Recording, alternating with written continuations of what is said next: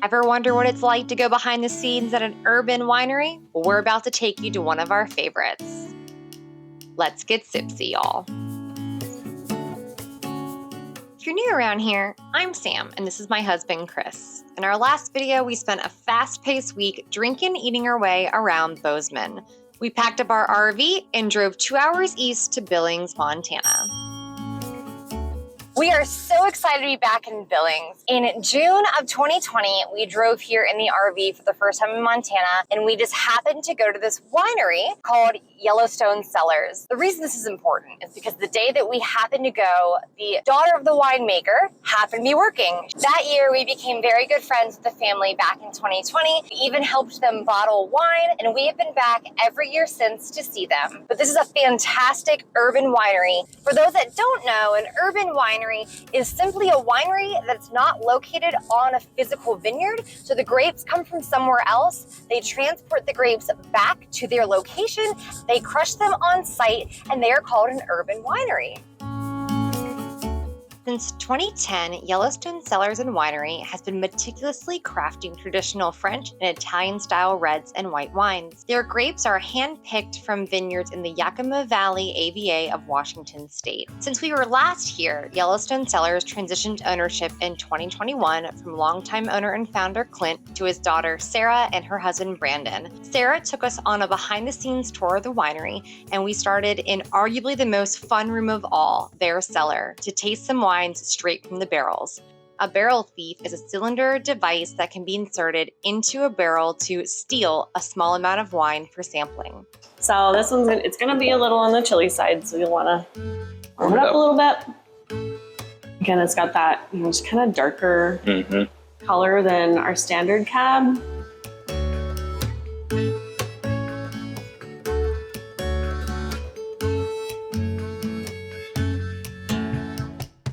Okay, one for you, one for me.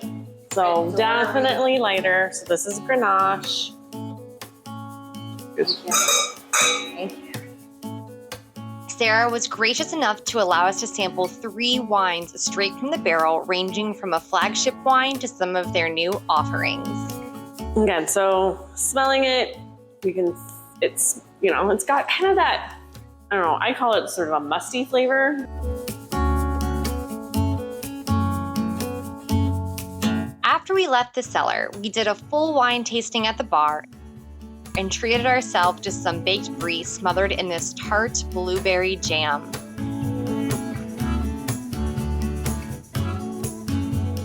Wanting to work for our wine, we helped Sarah punch down the grapes. What happens is all the skins and the seeds rise to the top and create what's called a cap.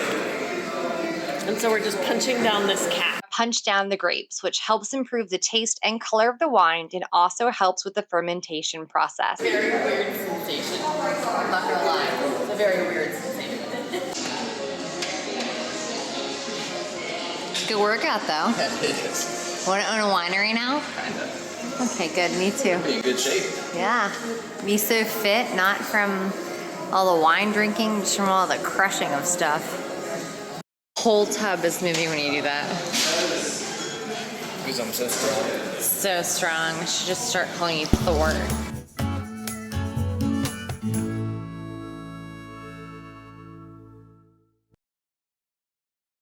It is Stomp Day! It's one of our favorite days. So our friends that have the winery, Yellowstone Cellars, does Stomp every year. So think of the I Love Lucy episode where she and Ethel are stomping the grapes. We're gonna go do just that. This is our second year doing Stomp with them. While the weather is less than ideal this year, we know it's gonna be a great day no matter what. We arrive early to help Brandon get ready for their 12th annual Stomp. Brandon drove in from Washington with the grapes yesterday. First, we need to get them destemmed. This machine removes the stems and pumps the grapes into several large tubs.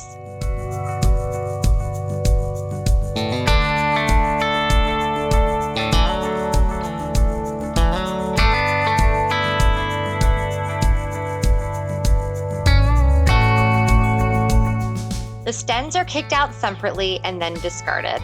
We all take turns doing each of the jobs to help spread the work, and it's hard work for sure.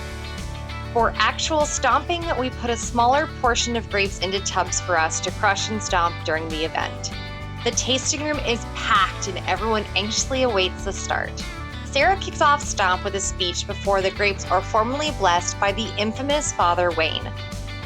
With the blessing of the grape, with the grape, please extend your hands that we may ask for God's blessing. So part of the perk of being a volunteer here is we get free wine for our work, helping people get in and out of the bins, which is honestly a really fun job. Chris and I are alternating between washing feet or just helping people in and out, it's awesome. It's a fun time. It's finally our turn to stomp some grapes with Sarah and Kendra.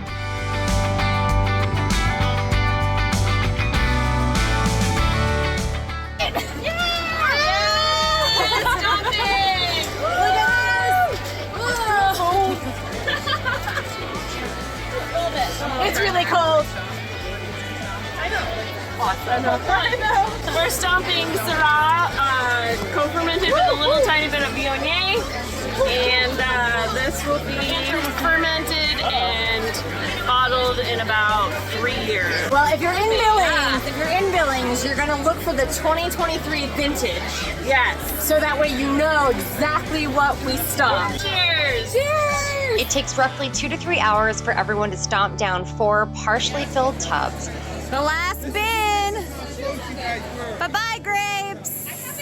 These stomped grapes will eventually produce about 4 to 6 barrels of wine in just a few years' time. Once all the grapes are stomped, live music starts and we celebrate our hard work with more wine and a lot of dancing. Coming up next, we drive southeast towards South Dakota, one of our absolute favorite places. From Rapid City to the Black Hills, we go on a boozy adventure throughout the area. We also got more than we bargained for with some real-life cowboys and an incredible annual event. Thank you so much for watching. Please be sure to subscribe and like.